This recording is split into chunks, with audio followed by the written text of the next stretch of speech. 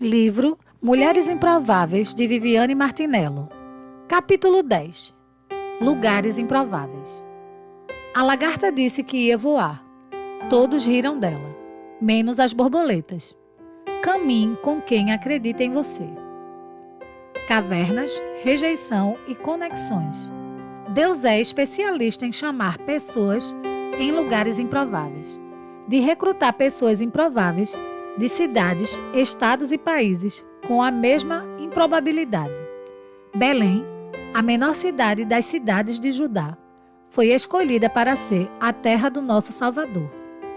Mas tu, Belém, da terra de Judá, de forma alguma és menor em meio às principais cidades de Judá, pois de ti virá o líder, que como pastor conduzirá Israel, o meu povo. Mateus 2:6. NVI. Pessoas improváveis de lugares simples e terras distantes ainda estão sob a ótica do céu, mas também são pessoas como lugares como Belém que sofrem perseguição e são olhadas de forma diferente. No entanto, assim como a estrela apontava para Belém, existe uma sinalização de Deus para este tempo. Não é de uma cidade provável que virá o avivamento dos próximos dias, mas de cidades improváveis, que carregarão um sinal de Deus em favor dos céus. Cidades inteiras serão sacudidas pela presença de Deus, através de mulheres que se posicionarem para essa hora no tempo, lugar e coração certo. Posso adiantar uma coisa: apesar de os verdadeiros amigos serem escassos, essas mulheres não estão sozinhas. Deus irá conectá-las com outras mulheres improváveis. Sabe por quê? Porque improváveis acreditam em improváveis.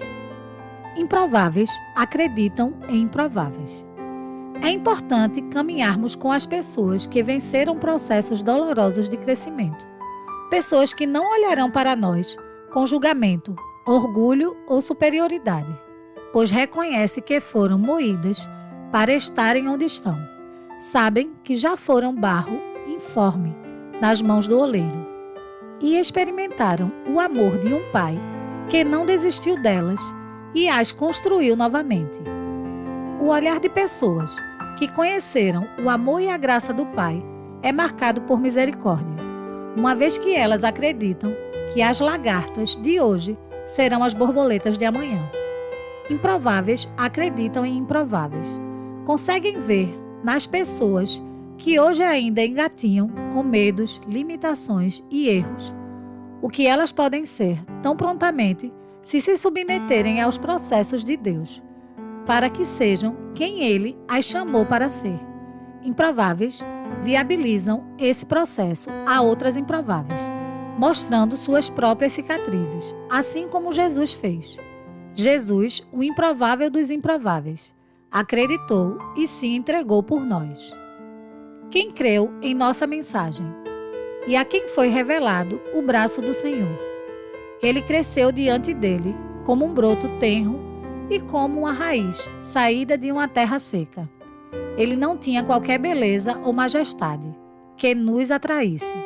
Nada havia em sua aparência para que o desejássemos. Foi desprezado e rejeitado pelos homens. Um homem de dores e experimentado no sofrimento, como alguém de quem os homens escondem o rosto. Foi desprezado e nós não o tínhamos em estima. Certamente, ele tomou sobre si as nossas enfermidades e sobre si levou as nossas doenças. Contudo, nós o consideramos castigado por Deus atingido e afligido. Mas ele foi transpassado por causa das nossas transgressões, foi esmagado por causa das nossas iniquidades. O castigo que nos trouxe a paz estava sobre ele, e pelas suas feridas fomos curados. Isaías 53, 1-5. Feridas de rejeição. Jesus foi desprezado e rejeitado, e a rejeição é uma das feridas comumente encontradas nas pessoas improváveis. A rejeição faz parte do processo de construção de Cristo em nós. Então, Jesus começou a lhes ensinar que era necessário que o Filho do Homem sofresse muitas coisas e fosse rejeitado pelos líderes do povo, pelos principais sacerdotes e pelos mestres da lei. Seria morto, mas 3 dias depois ressuscitaria. Enquanto falava abertamente sobre isso com os discípulos, Pedro o chamou de lado e o repreendeu por dizer tais coisas. Jesus se virou, olhou para seus discípulos e repreendeu. Pedro, afaste-se de mim, Satanás, disse ele. Você considera as coisas apenas do ponto de vista humano e não da perspectiva de Deus. Depois, chamou a multidão e os discípulos e disse: Se alguém quer ser meu seguidor, negue a si mesmo, tome sua cruz e siga-me. Se tentar se apegar à sua vida, a perderá. Mas se abrir mão da sua vida por minha causa e por causa das boas novas, a salvará. E o que daria o homem em troca de sua vida? Marcos 8, 31 a 35 e 37. O ensino de Jesus nunca ocultou a verdade acerca dos processos divinos que devemos enfrentar, assim como não escondeu que no mundo teríamos aflições. Pelo contrário, assegurou-nos que a vitória do Filho nos encoraja a cada dia. Em seguida, resolveu explicar algumas coisas. É necessário que o Filho do Homem seja maltratado, levado a julgamento e declarado culpado pelos líderes do povo, sacerdotes e líderes religiosos, que seja morto e 3 dias depois ressuscite. Ele falava de modo simples e claro, para que todos entendessem. Pedro, porém, protestou, segurando-lhe o braço. Vendo que os discípulos hesitavam em aceitar os fatos, Jesus repreendeu Pedro. Pedro, saia do meu caminho, fora Satanás. Você não tem ideia de como Deus trabalha. Marcos 8, 31 a 33. A mensagem. Assim como Jesus advertiu os discípulos várias vezes, devemos nos lembrar de que seremos atingidos por rejeição, injustiças e muitas desventuras. Precisamos estar cientes de que será necessário ser rejeitado pelos líderes religiosos do nosso tempo. Será necessário ser rejeitado de modos diferentes e peculiares. Será necessário perder relacionamentos. Será necessário ser traído. Será necessário sofrer injustiças. Será necessário sofrer dores. A rejeição foi a minha amiga, apesar de eu sempre querer dispensá-la. Foi justamente ela que me tornou mais parecida com Jesus. Resistimos à rejeição, mas é ela que transforma todo o orgulho do nosso coração em verdadeira humildade. Não é difícil olharmos para dentro de nós e identificarmos feridas de rejeição em nosso interior. É possível que, ao sondar o nosso coração, constatemos que em algum momento, ou em diversos deles, em doses maiores ou menores, sofreremos rejeição. O mais interessante é que o ambiente familiar normalmente é o lugar onde enfrentamos a rejeição de uma forma, pois procede das pessoas que mais amamos, que mais nos conhecem. Davi passou por isso. A rejeição alcançou o coração de Davi, mas não teve o poder de paralisar-lhe os pés. Na verdade, a rejeição que Davi enfrentou foi um instrumento de Deus para posicioná-lo e conduzi-lo a um novo tempo. A rejeição alcançou o coração de Davi, mas não teve o poder de paralisar-lhe os pés. Da mesma maneira, as improváveis viverão e estabelecerão algo novo, sempre que vencerem a rejeição pessoal.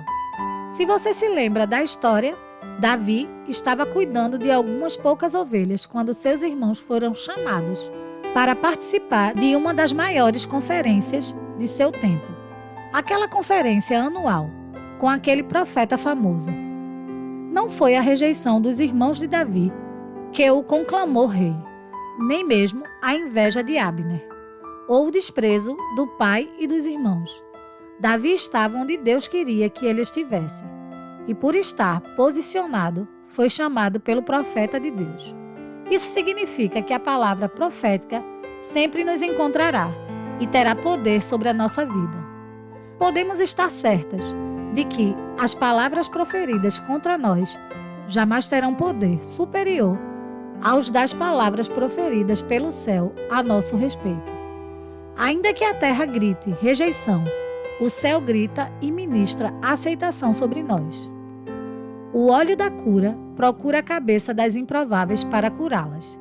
Elas talvez estejam escondidas, mas serão encontradas. Não podemos permitir que as histórias de rejeição pelas quais passamos paralisem o que Deus quer estabelecer dentro de nós. Na hora certa, o profeta Samuel da nossa história aparecerá.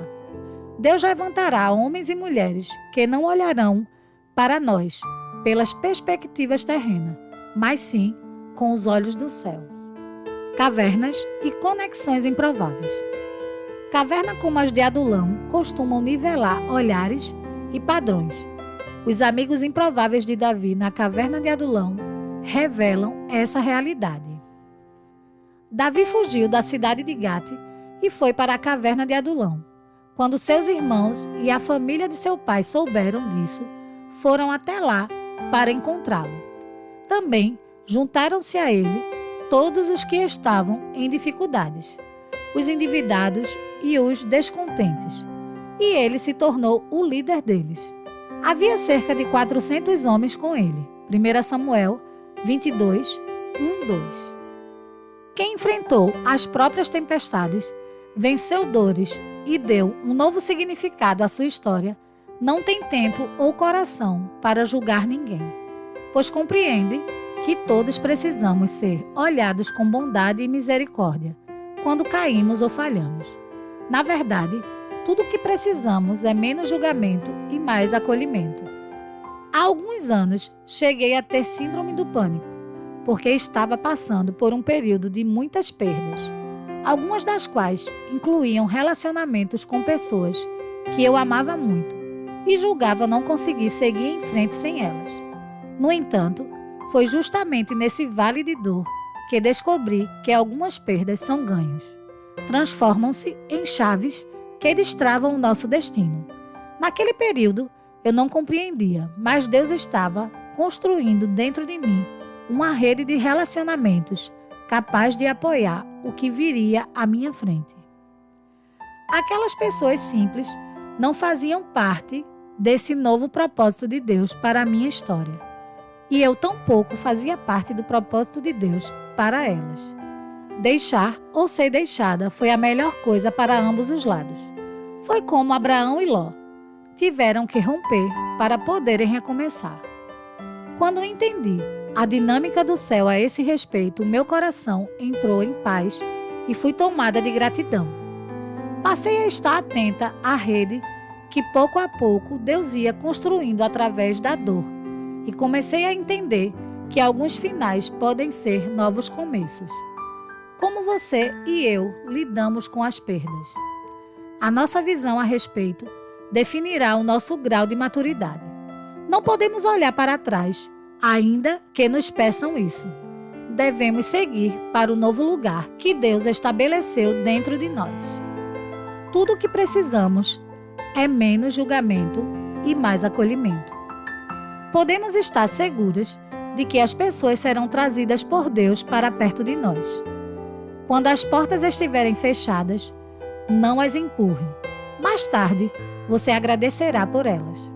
Deus trará para o nosso ambiente novas conexões interpessoais que podem destravar e impulsionar a nossa vida. E é ao lado delas que devemos estar, sendo construídas por meio de relacionamentos saudáveis, não utilitários. Quantas de nós, em algum momento da vida, precisamos de alguém maduro o suficiente para ser apoio, aceitação e correção sábia? Quantas de nós descobrimos que essas pessoas são uma raridade? Sim, Paulo já havia nos alertado. Pois, ainda que tivessem 10.000 mestres em Cristo, vocês não têm muitos pais, pois eu me tornei seu pai espiritual em Cristo Jesus, por meio das boas novas que lhes anunciei. 1 Coríntios 4,15. Olhando dentro de nós mesmas, vemos áreas imaturas que precisam crescer de forma saudável. Muitas vezes, queremos ver nos outros aquilo que nem nós mesmas temos. Queremos receber o que não damos.